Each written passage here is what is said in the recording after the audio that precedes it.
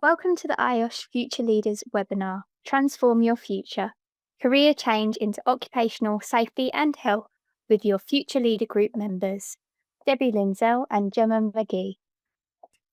In this webinar, we aim to provide insights on how to effectively transition into a rewarding career, regardless of your current profession or background. We hope you find it as inspiring as we do. Today, we'd like to welcome Kelly Nicoll to join our conversation. It's so great to have you here. Let's start by finding out about you, Kelly. How did you make the transition into OSH? Well, thanks for having me, first of all. It was a pure accident, pun entirely intended. I literally tripped and fell into health and safety. So I went to drama school. I don't think I'd even heard of health and safety, really. And I was resting between acting jobs and ended up in a facilities management company with a really, really strong health and safety team, and which was led by Graham Parker, one of IOSH's past presidents, and kind of went, "Oh, that looks a little interesting. What's that about? And what are you doing over there?" And I suddenly, and then basically, as the acting work kind of started to become less and less, and you still need to pay your rent, etc. I've found myself taking more and more jobs within the health and safety field. Like my first proper kind of health and safety job was a health and safety advisor for a brand new energy from waste plant, which was really exciting. And I started to find that health and safety became this kind of career pathway for me that enabled me to really look after people, do an awful lot of engaging with people, really helped me kind of I really enjoy learning. And I think within health and safety, you're always learning. There's always something new. There's always new risks. There's always new things coming out. And yeah, I absolutely fell in love with it. And yeah, 16, 17 years later, I haven't looked back. Thanks for that, Kelly. So my transition into health and safety started from working at Manchester Airport as turnaround coordinator. And so basically, you see the person running around coordinating all the flights. And obviously, with that job, there was a lot of health and safety in that, and that piqued me interest. So from there, I went, done my qualifications, got a job in as an auditor. So I was going around site auditing and progressed, got a job in principal designer side, CDMS side, and from there, it's just carried on. How about you, Debbie? Mine's really similar actually to Kelly's. I studied dance at university, so fully expected to become a dancer. That was my hopes and dreams. Then unfortunately I had an injury to my foot, which meant that I can still dance, but I can't bend my foot quite in the same way. So I didn't want to become a teacher that sits down and tells people what to do, or to be not as good as potentially I could have been. I'm a perfectionist, always have been, so that definitely came into play. And then I was looking for a job basically where I wouldn't have to be on my feet so much. And my friend basically encouraged me to apply for a role at the Francis Crick Institute as a migration coordinator within the health and safety team. And I was basically getting laboratory moves into a new building. And from there, I just found that it really piqued my interest in health and safety. And the team were really supportive. And I took my NEBOSH certificate whilst I was there. So that then got me rolling on my health and safety career, and I haven't looked back since then either. So it's been a journey. And I'd say as well, like, even while I was dancing, there's still transferable skills there, sort of different things like collaborating with others, definitely taking constructive feedback, because I don't think I'd be as good at that without it. Performing, which helps me with speaking in front of other people, obviously. And then I think, like, tech runs and tech rehearsals really teach you about safety in a different way. You kind of have to look out for yourself a lot. I remember being taught that if the curtain's coming in, you make sure you are clear of that curtain, because that curtain will hit you and it will bonk you on the head and it will hurt. So you really have to take care of not just yourself, other people on stage as well. If you see it coming and you think, oh God, you try and alert them however you can. What about you, Gemma? What did you utilise from your previous career in the airport? Similar to what you've just said about the collaboration, in my career was a lot of working with pilots, ramp, and the gate agents, so that they're like coordination between everyone and obviously communication as well. Definitely helped. And I think just being organised as well has definitely helped. But yourself, Kelly? I think there's an awful lot of transferable skills. I mean, acting always, everybody finds like acting, dance kind of being very arty, very, very weird to then fall into what feels like a very technical profession. But actually, so for me, it's definitely communication, like listening skills, recognizing body language, kind of energy shifts and stuff like that. That's a real great transferable skill. Presentation, being very comfortable getting up, whether that's delivering training, talking to, presenting to a board, presenting at a conference, talking on camera, all of that is it's kind of coming quite useful over the last couple of months or so. And I think as well, there's lots of things like improvisation. I'm sure Debbie, when you forget a little bit of a movement or you forget your lines and you're suddenly in that moment of like, I know roughly where I'm going. I've just got to figure it out on the spot.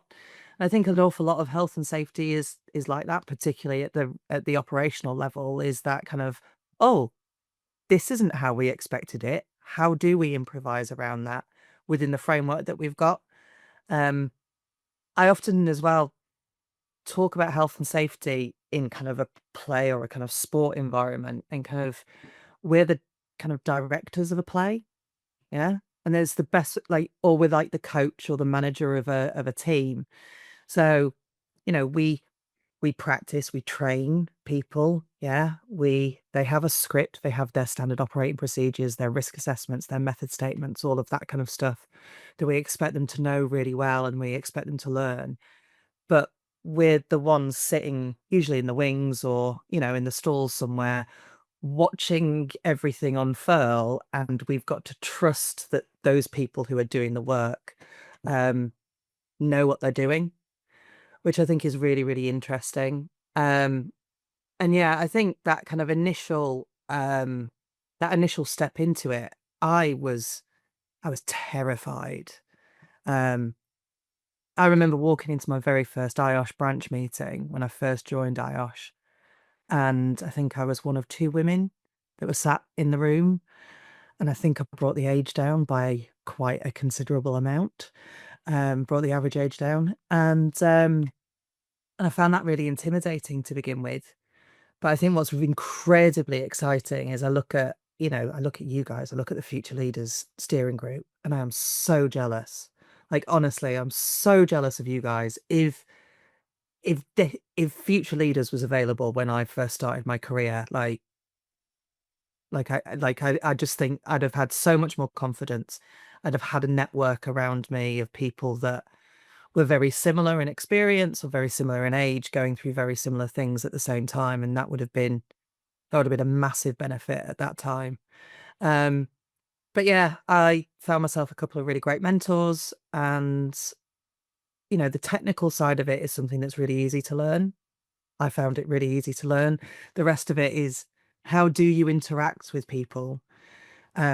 Sometimes, particularly as a woman, when you're walking into construction, principal designer and various other things, it's, when you go into male dominated environments, how do you talk to people? How do you talk to scaffolders and roofers in a language that they understand, that will make them also pay attention to what you have to say?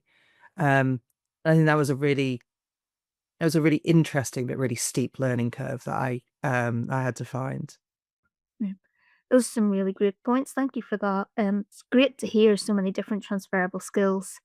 If you were looking to make a change into OSH today, what initial steps would you take? Oh, well, I think it'd be remiss of me not to say join IOSH. Sign yourself up to the Future Leaders Steering Group without a shadow of a doubt. And like join, like go to conferences, particularly those kind of the free admission ones. Go to conferences, go to those networking events. Definitely find yourself a mentor or two or three. You might find a mentor that's exceptionally good on the technical side, and then somebody who's really, really great on the kind of behavioral safety and understanding the kind of psychology of decision making. And then, you might have somebody else entirely for like, actually, how do I progress my career? What exams do I take? What courses do I need? How do I get to that next level? And I think it's one of the massive benefits of IOSH is you do get that network, with the communities that are, the online communities that are coming up, as we transition between our kind of networks and our groups. I think that's really exciting because it gives us all a platform, because none of us know all of it. And I think that's the thing, is we have to remember, especially when you're starting out, nobody knows all of it. And long gone are the days where you had to know and be able to recite perfectly the Health and Safety at Work Act or the management regs or anything like that. It's how we apply it. And that knowledge is something that we absolutely share. I think there are so many great people in IOSH who want to give back, who want to help, the next generations come through into an incredibly rewarding and honestly, if I had picked, I couldn't have picked a better career, to be brutally honest. So get yourself a mentor, join your local communities. If join the Future Leaders group, get yourself study buddies as well. If you're in a cohort, whether you're learning it online or you're learning it in the classroom, or even if you're doing it, doing your courses as self-learn, find yourself people who are going through it as well. You know, like go to those conferences and be brave by turning around and going, I'm brand new. I don't know what I'm doing. I need some help. And that's absolutely fine. I think one of the really exciting things with health and safety is we all have our own kind of specialisms and our own passion areas, and we all love what we do, and we desperately want to share it with people. So yeah, don't make the same mistakes we did by thinking, oh, I can just muddle along and do this on my own. Health and safety is a team sport. So yeah, absolutely treat it like that. Thank you for that. That's really brilliant, really insightful. Thanks, Kelly. I think for me, I would probably just try and find an opportunity within health and safety, not necessarily within a health and safety team, but like maybe complete some training, first aid, something like that. Because I think companies are always looking. I know that we as a health and safety team in our business, we're always looking at the people that volunteer to do stuff. Yeah. And then if a job does become available in our department, we're more likely to then actually consider that person as an applicant because they've put in the work. Volunteering for roles such as health and safety representatives and committees and things like that is definitely a good step. And I think at my workplace, it's definitely improved some of the staff members that are on it. They've definitely got a completely different understanding of health and safety and what the team are trying to achieve since joining us. I think, sorry, Debbie, I think okay. it's a really good point that IOSH, plugging IOSH again, but we have a work experience platform now. So work experience, apprenticeships, all of that kind of thing goes on there now, and yeah, we're working really hard with businesses to try and go, let's promote those as much as possible.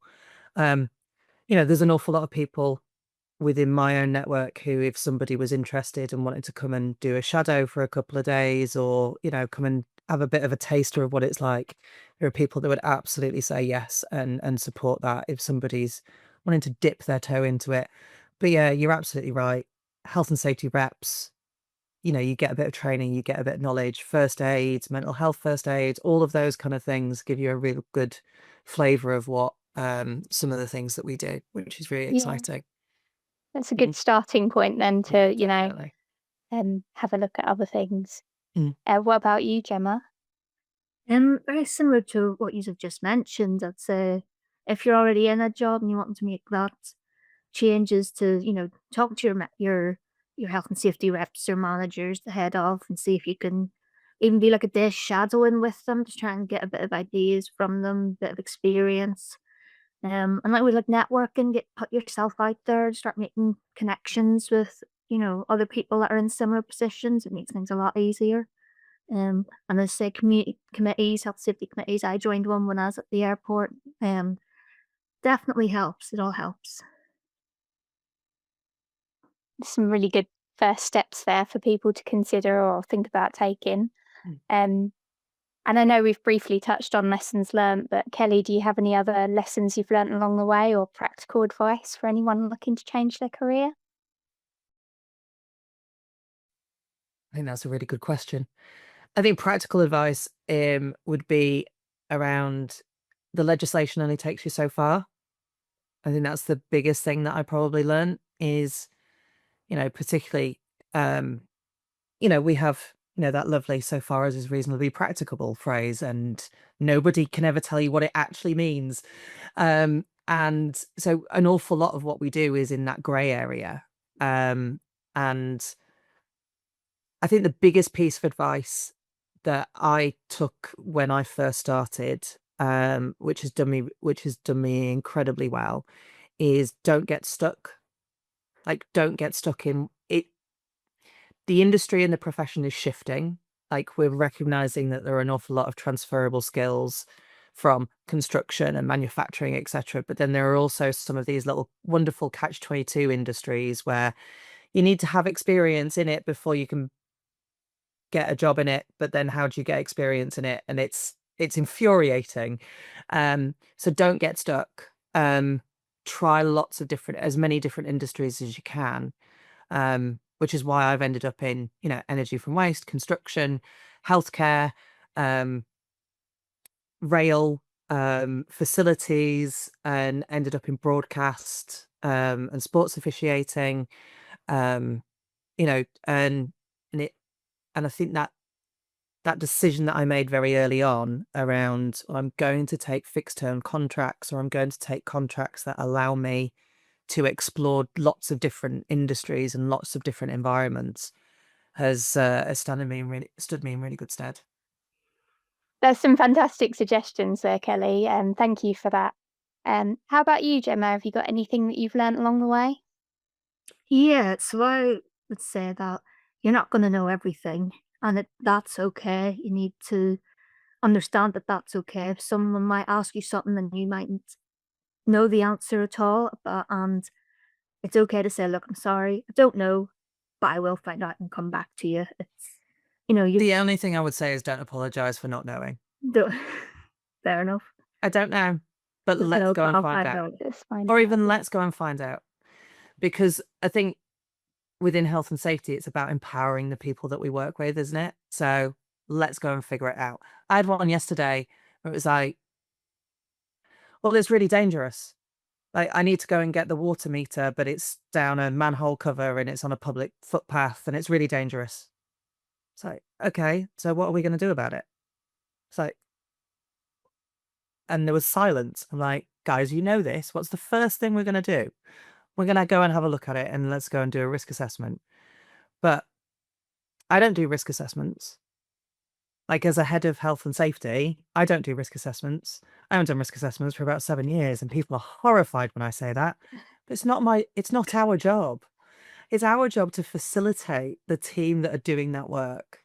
Like, the more we empower them, the easier it gets. We seem to be the only profession that's like actively trying to manage ourselves out of a business. Yeah. Do you know what I mean? Like, Yeah. it's really weird, isn't it? We're the only ones that are like, I can't do finance. I don't want to do finance. But I want to be in a position where if I'm not there, if I have a day off or ever, go on holiday, I want to know that the people I work with know what to do.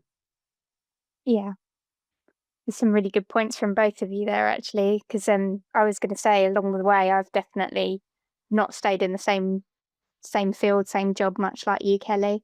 And I think the experiences I've had in every single workplace so far has really allowed me to be where I am today and allow me to um, talk to people in the way that I talk to them and have that technical knowledge and experience behind me as well. But then again, as you said, Gemma, I don't know everything. And I'm not afraid to say sometimes, let's go and find out. Yeah. Yeah. Let's see what that answer is. I don't actually know. And then we go on a learning journey together. And actually, I do think that really helps people to understand our profession and even theirs a bit better. Yeah, that's great advice. Yeah. I find also that my network has really been helpful along the journey. Um, Mm. do you have any tips and stuff on how to engage branches, groups, how to grow your network? Yeah, goodness. So like turn up when we have when your local branches and your local communities have face-to-face events, turn up. If you're not comfortable walking into a room filled with people that you don't know, bring a friend. You can bring a friend. Um, I, attend like if you're at one of the expos, we do celebrating volunteers events, where we'll have, we'll hopefully do some presidential awards, but we'll also have a reflection of kind of some of the local branches, and some of the other volunteering opportunities within IOSH as well.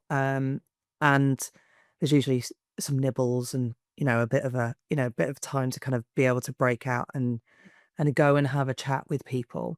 Um, if you know somebody within that network or within that branch already, like go and attach to them for a little bit, and that's fine. You will absolutely find your tribe and find the people that will be there as a safety net, be there as a sounding board, be able to kind of push you, and hold you accountable as well. That's an important one. Um, so yeah, it feels very uncomfortable initially, but we are a friendly bunch. We deeply care about people, and we deeply care about people who are up and coming in the profession. Um, so yeah, so don't be afraid to get yourself out there. Um, post on LinkedIn.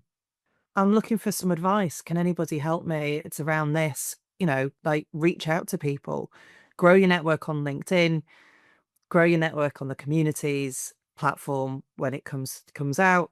Yeah, and get yourself to branches, events, because I think they're a really great way of finding like-minded professionals in your local area. That sounds like an advert for something else, doesn't it?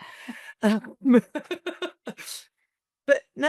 go on the mentoring platform. Go and join events like the Women in Safety and Health events. Go and find people, whether it's directly in the industry that you're working in or further afield. Like, go and find people.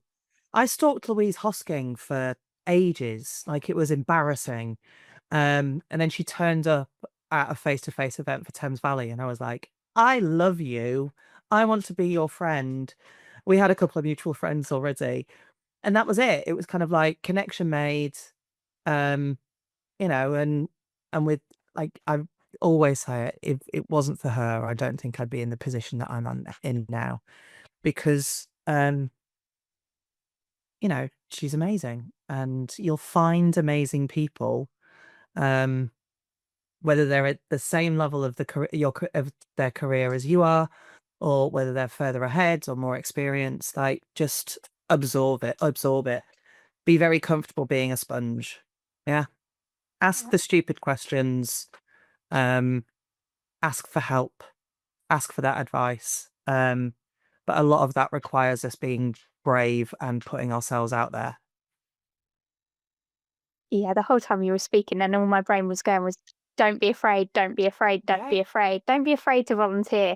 Don't be Mm. afraid to go to events and talk to people that Yeah. you don't know." Find out, you've got a common ground interest already. They're likely to be safety professionals. Find out what they do, Mm. what they work in. You might find, actually, that sounds really interesting. Mhm. That might be my next step. Mm. And LinkedIn is also fantastic, of course, if you want to reach out to people that are perhaps a little bit further afield. Mm. Don't be afraid as well to ask questions to the people. Like, I've got a group with people that I used to work with, and some Yeah. of those have retired now. But Mm. it's like, don't be afraid to still ask them the question, because they may have experienced it in their Mm. job role. So yeah, Definitely. And if you are nervous at an event, and you see you see a stand with IOSH on it, come and talk to the guys on the IOSH stand, because there'll be people from the local branches. There's usually a member of the presidential team there as well, and we're a very friendly bunch, and we like to talk to people, and we can probably help make connections as well, and annoyingly introduce people. Um, I'm an extrovert, so I get my energy from being around lots of other people, which is great. Awful during COVID, but is great. And I, I've got a whole load of mates who are all introverts, and it's basically, you adopted me and you've gone and made this connection for me, and then left us to it. And actually, that's a really exciting bit as well, where you can go, oh, I don't know the answer to that question, but I know somebody who will. This is the person you need to talk to. yeah, Um, so yeah, but there is an element of bravery around it, and yeah, just go and do it. I agree, especially like on LinkedIn as well. I've always said, Mm. don't be afraid to post or comment. And 'cause, like, I know I didn't post for years on LinkedIn because I was afraid, what people say, I think. And I was like, just got to do it. And so there's no silly questions. There's no, Yeah. don't overthink it. And from there, you'll start to grow. People will start connecting with you as well as you connecting with other people. absolutely. I think that's us for today. So thank you so much, Kelly, for joining us. It's been really amazing, really inspiring. So good to chat. Yeah, thank you. It was great to hear from you. Thanks for joining us on this webinar. We'll hope you'll join us again soon for more future leaders content. Thank you.